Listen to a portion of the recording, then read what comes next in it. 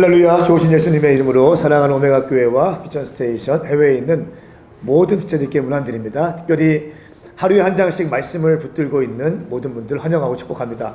오늘은 시편 142편 말씀을 통해서 인사하겠습니다. 우리 오메가 교회 청년들과 함께 샬롬으로 인사할까요? 샬롬. 샬롬. 하나님의 크신 사랑이 여러분 가운데 함께하기를 축복합니다. 아멘. 여러분 오늘 이 말씀을 나눌 텐데요. 여러분 가운데 말씀의 사람으로 세워주고 싶다 하시는 분들은 좋아요와 또 구독과 알림을 설정해 주시면 감사하겠습니다. 오늘 시편 142편 말씀은 다윗이 쓴 시편입니다. 다윗이 언제 썼는가 말씀을 보니까 굴에 있을 때 쓴 시라고 기록되어 있습니다. 어느 굴인가? 여러분 다윗 하면 다윗의 굴하면 두 가지가 떠올라야 됩니다. 첫 번째는 아둘람 굴이 떠올라야 되고요. 또 뭐가 떠올라야 되죠? 어떤 굴이죠? 엔게디 굴. 아둘람 굴은 한맺히고 또 원통한 자들, 세상에 한이 있는 자들, 이런 사람들 400명이 모여서 함께 살던 곳이고요. 엔게디 굴은 사울이 용변을 보러 왔을 때 다윗이 조용히 다윗의 부하들은 지금 기회입니다. 지금 죽여야 됩니다. 라고 얘기할 때 여호와께서 기름 부음 받은 자를 내가 해야 하는 것은 하나님께서 기뻐하는 일이 아니다. 라고 책망하면서 가만히 옷자락만 벤 그 장소가 바로 엔게디 굴입니다. 놀라운 사실은 사울의 옷자락만 벤 것만으로도 다윗이 뭐 했다고 나올까요? 가슴이 찔려, 마음이 찔려서 회개합니다. 참 놀라운 사람이죠. 근데 오늘 말씀을 읽어보니까 엔게디 굴일까요? 아둘람 굴일까요? 네, 아둘람 굴일 확률이 많습니다. 오늘 말씀을 가만히 읽어보면 다윗이 굉장히 고난 가운데 있습니다.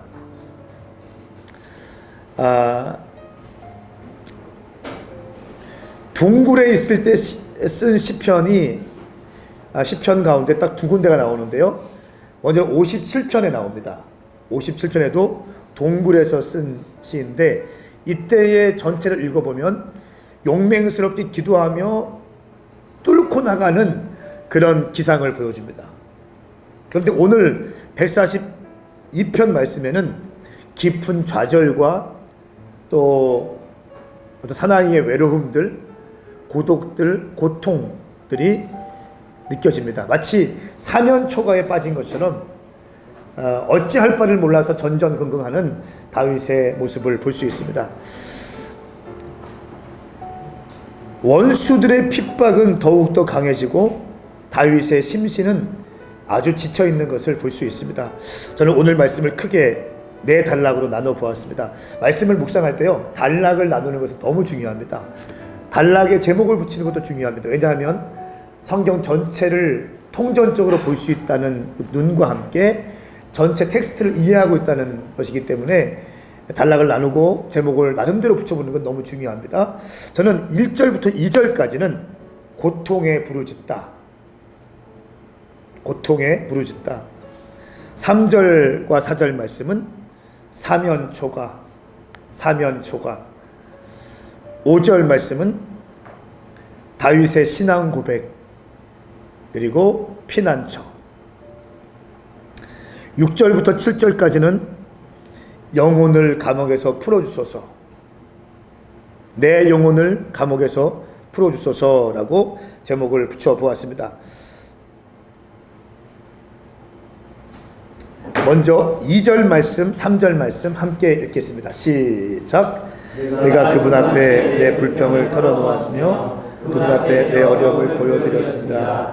내 영이 마음속에 슬픔을 때도 내 길을 아는 분은 하나님이셨습니다. 내가 걸어가는 길에 몰래 것을 숨겨놨습니다. 아멘. 2절 말씀, 3절 말씀 보면 영적인 탈진 상태에 왔다는 것을 알 수 있습니다. 거듭되는 고난과 핍박이 오면 사람은 탈진하게 되어 있죠. 다윗도 마찬가지입니다. 아무리 믿음의 사람이고 아무리 강한 사람이라 할지라도 영적인 고난이 반복되어지고 핍박이 지속되면 탈진될 수 있는 것입니다. 여러분, 이때 돌파할 수 있는 힘은 무엇일까요? 탈진되고 계속되는 고난 가운데 있고요, 사면초가와 같이 몰린 그런 상황 가운데 영적 탈진의 영적인 슬럼프를 돌파할 수 있는 비결이 뭘까요? 다윗의 고백처럼 하나님을 바라보는 것입니다. 그런데 탈진되어지면요, 하나님을 바라보는 것 알면서도 바라볼 수가 있을까요, 없을까요? 기도해야 되는 거 알아요. 목사님께 상담하면 목사님은 늘 기도하러 가잖아요. 뻔한 상담의 결론을 이렇게 내릴 거 알면서도 우리는 상담하러 가요. 네. 하나님께 기도해야 되고 바라봐야 되는 거 알면서도 그렇게 하지 못하는 것이 영적인 슬럼프예요. 영적인 탈진 상태예요. 이때 여러분 정말 중요한 게 있습니다. 이때는 아무런 임재를 느끼지 못하고요, 아무런 기름 부음도 느끼지 못하고 아무런 내 영혼의 만족을 느끼지 못한다 할지라도 영적인 공동체 안으로 들어오셔야 됩니다.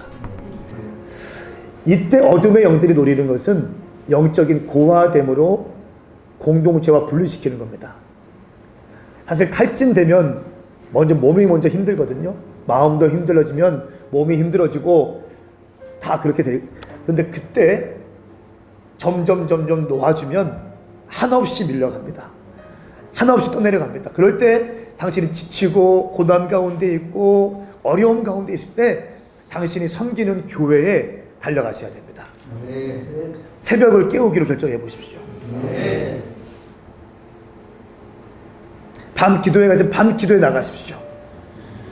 말씀을 혼자 집에서 읽지 말고 공동체와 함께 읽으십시오. 혼자 있으면 어둠의 영들의 밥이 되기 딱 좋습니다. 두루 삼킬자를 찾는 사탄의 먹잇감이 되기 딱 좋습니다. 혼자 있는 거 아닙니다. 함께 싸우는 것입니다. 할렐루야. 우리 앞뒤 좌우 인사합시다. 나는 반드시 공동체와 함께 하겠습니다. 시작. 예, 유튜브로 함께 하시는 분들 가운데 건강한 교회를 찾지 못했다면 빨리 찾으셔야 됩니다. 정말 본질적인 교회, 또 기도하는 교회, 말씀이 중심된 교회를 찾아가십시오. 당신 주변에 아주 좋은 교회가 있을 것이고요, 정말 좋은 교회를 추천받고 싶으면 댓글 달아주시면 교회를 소개해 드리겠습니다. 자, 2절 말씀 보니까 내가 그분 앞에 내 불평을 털어놓았으며 말씀은 내가 그분 앞에 또 그분 앞에 내 어려움을 보여드렸습니다. 내 영이 마음속에 실망할 때도 내 길을 아는 분은 하나님이셨습니다. 내 마음을 그분께 보여드렸고 내 불평도 그분께 내어드렸다는 거예요. 사람에게 위로받는 것은 한계가 있습니다. 물론 도움이 됩니다. 도움이 될 때가 있어요. 그런데 가장 큰 위로는요, 궁극적인 위로는 내 영혼의 만족은 하나님께 받는 것입니다. 문제가 있을 때마다 사람들 찾아다니면 의존적인 신앙인이 됩니다. 의존적인 신앙인이 됩니다. 하나님께 내 문제를 먼저 맡기고 기도하고 씨름하다가 셀 모임 가운데 그 문제를 나누어서 함께 중보 요청하고 이런 식으로 가셔야 됩니다. 먼저 수학이 붙들고 먼저 카톡하고 이런 거 아닙니다. 하나님의 사람은요, 내 삶에 문제가 있고 또 고민이 되어지고 아픔이 있을 때 먼저 주님 앞에 그 문제를 가지고 가는 것입니다. 할렐루야. 아멘. 사람에게 가는 것이 아닙니다. 남친에게 가는 게 아닙니다. 여친에게 가는 게 아닙니다. 먼저는 내 기도의 제목들을 가지고 주님 앞에 달려가는 것입니다. 그리고 나서 1주일이고 2주일이고 씨름하고 기도한 다음에 셀에다가 그 문제를 나누고 기도 요청을 하면서 셀 리더에게 또 커뮤니티 사역자들에게 그 문제를 나누어 줄 때 우리는 또 중보팀에게 중요한 문제를 중보팀에 나누어 줄 때 우리가 함께 교회적으로 기도할 수 있습니다. 먼저는 당신이 주님께 가지고 나가는 것입니다. 그렇게 할 수 있기를 축복합니다. 3절 말씀, 내 영이 마음속에서 실망할 때도 내 길을 아는 분은 하나님이셨습니다. 이 표현 보십시오. 내 영이 마음속에 실망할 때가 있다. 여러분, 여러분의 영이 실망할 때가 있다는 거예요. 때로는 열심히 주님을 섬기다가 교회에 실망할 때가 있어요. 아니면 셀리더에게 실망할 때가 있어요. 아니면 목사님들에게 실망할 때도 있죠. 그때도 먼저 주님께 내어드리는 거예요. 하나님 이거 왜 그렇죠? 하나님 왜 지금 이런 상황이 되어지는 거죠? 내가 믿었던 셀리더, 내가 믿었던 장로님, 권사님들, 우리 커뮤니티 리더들, 사역자들이 주님 왜 이런 모습일까요? 하나님 한국교회가 왜 이런 모습일까요? 라고 하면서 주님께 먼저 나아가는 것입니다. 사람에게 어쩌면 그럴 수 있냐고, 어쩌면 셀리더가 그럴 수, 이렇게 얘기하는 거 아닙니다. 먼저 주님께 가져가십시오. 당신이 의로운 심판자가 되지 마시고 의로운 중보자가 되십시오. 4절 말씀에 보니까 다윗의 사면초가에 있습니다. 참 외로움을 많이 경험하고 있는 것 같습니다. 철저한 외톨이였습니다. 4절 말씀, 내 오른쪽을 보아도 나를 아는 사람이 없었고 내가 피할 곳도 없었으며 내 영혼에 관심 갖는 사람도 없었습니다. 다윗이 철저하게 외톨이가 된 것을 세 가지로 표현하고 있습니다. 첫 번째, 나를 아는 자가 없다. 이 말은 무슨 말인가 하면 나를 친구로 인정하지 않는다. 사람들이 철저한 외톨이가 되었다. 나를 받아주는 곳이 없었다. 두 번째, 피할 곳도 없었다.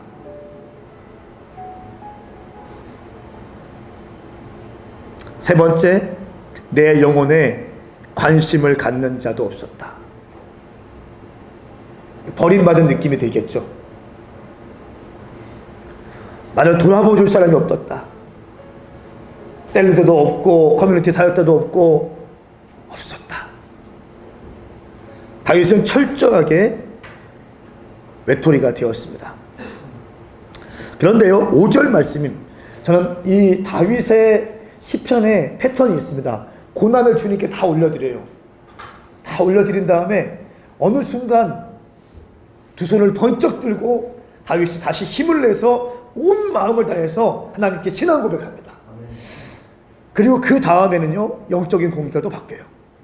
이것이 다윗이 쓴 시편의 어떠한 패턴입니다. 우리 5절 말씀 함께 읽겠습니다. 시작. 여호와여, 내가 주께 부르짖습니다. 주는 내 피난처이시오. 살아있는 사람들을 향해서 너는 내 몫이시다. 아멘. 이런저런 힘든 거 얘기하고 외톨이 된 거 얘기한 다음에 갑자기 그림을 그려보자면 두 손을 번쩍 들고 오 여호와여, 내가 주께 부르짖습니다. 그러니까 부르짖다는 것은 차오라는 말이고 천둥 소리, 또 사자의 울음소리, 뭐 이런 의미가 있습니다. 큰 목소리로 주는 내 피난처시요 살아있는 사람들의 땅에서 받은 내 몫입니다 라고 얘기하는 것입니다.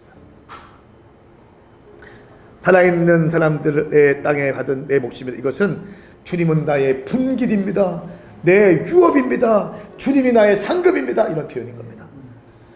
갑자기 부르짖으면서 나의 피난처. 다윗이 잘 쓰는 표현 가운데 뭐가 있습니까? 주는 나의 피난처, 또 산성, 요새, 뭐 목자, 다윗이 즐겨 쓰는 용어입니다. 피난처이시고 주님은 나의 분기십니다 라고 선포하는 것입니다. 그러면서 공기가 바뀌기 시작해요.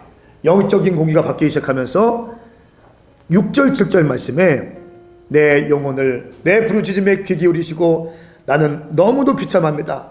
나를 핍박하는 사람들에게서 나를 구하소서. 그들은 나보다 강합니다 라고 올려드리면서 7절 말씀에 내 영혼을 감옥에서 풀어주셔서 내가 주의 이름을 찬양하게 하소서. 주께서 나를 너그럽게 대하시면 의인들이 내 주위에 몰려들 것입니다. 참 멋진 문장이 있는데, 내 영혼을 감옥에서 풀어주소서. 여러분, 영혼이 감옥에 묶여있을 때가 있다는 거예요.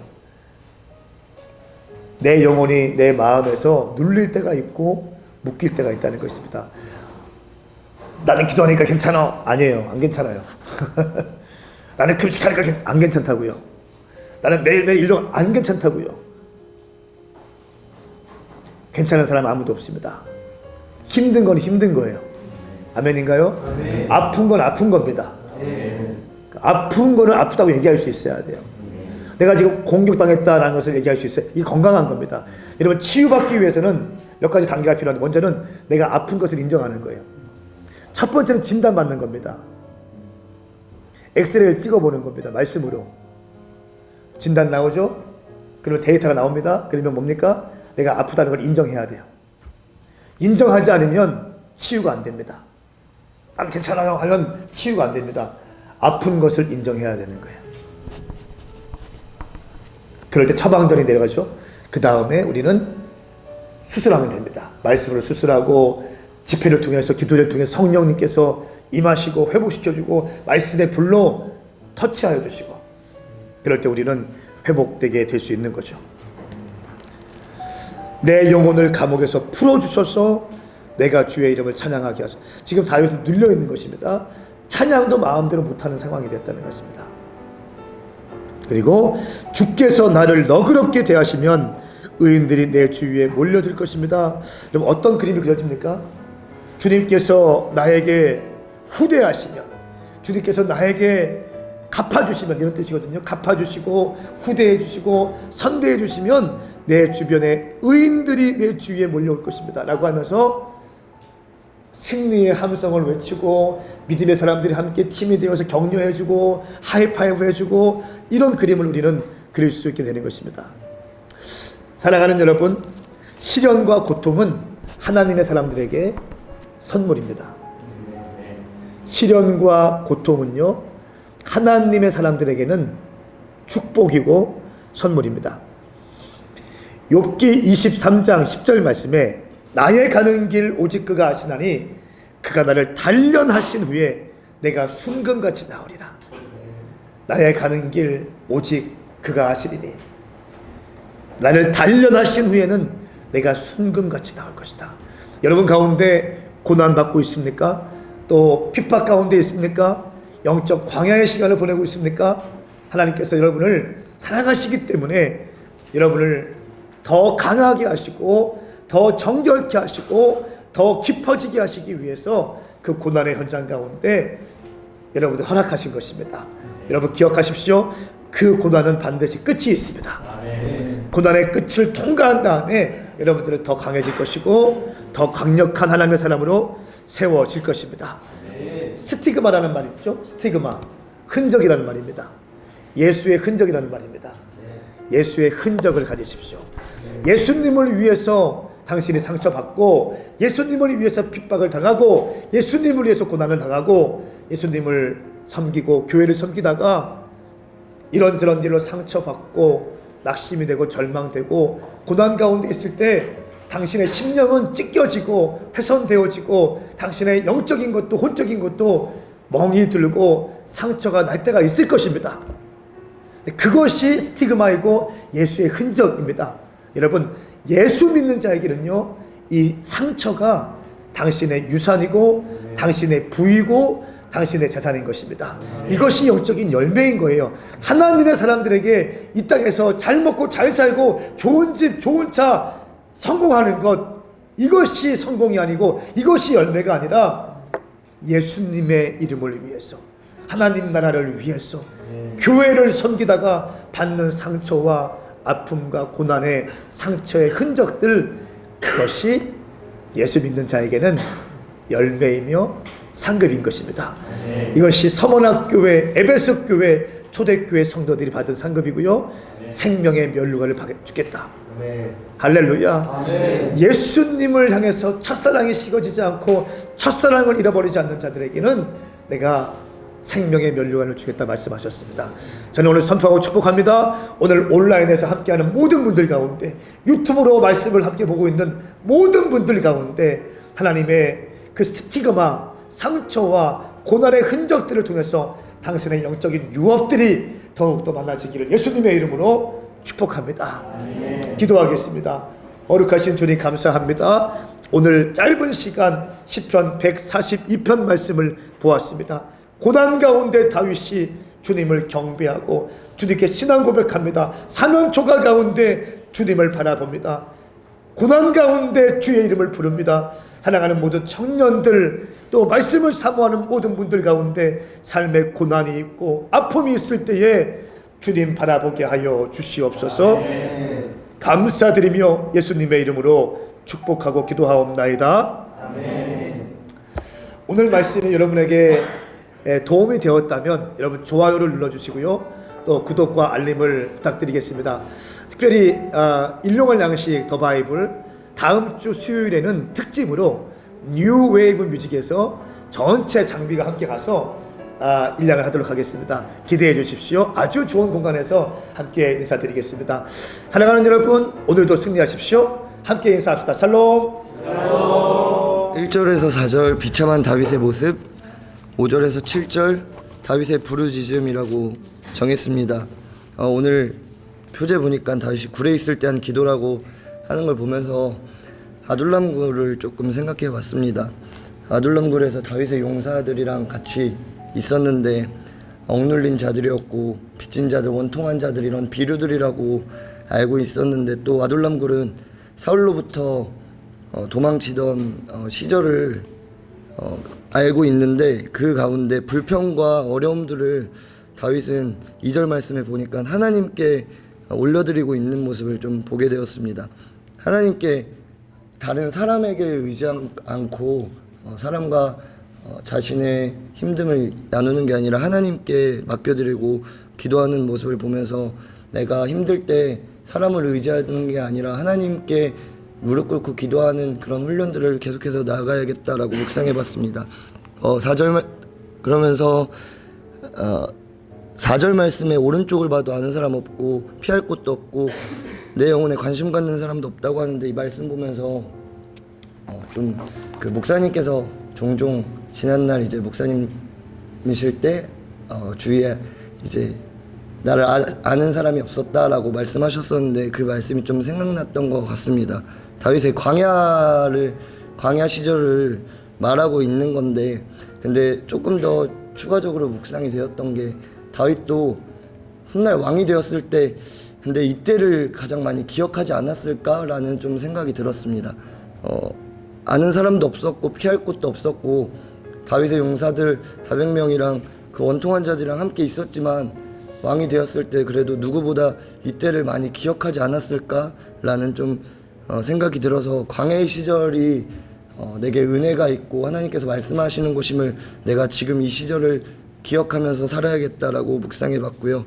마지막으로 다윗의 부르짖음 이곳을 보면서 6절 말씀에 그들은 나보다 강합니다라고 하는데 언제나 내가 약할 때 하나님께서 강함 되심을 기억하면서 나는 할 수 없지만 하나님께서 하실 수 있다라는 이 믿음이 하나님께 온전히 내어드릴 수 있는 기도로 올라갈 거고 그것이 소망이 되고 끝까지 하나님께 부르짖을 수 있는 믿음으로 나아갈 수 있겠다라는 묵상하면서 나도 오늘 내가 할 수 없는 것을 다시 한번 인지하고 하나님께 맡겨드려야겠다라고 묵상해 보았습니다. 네, 박수 한번 하십시다.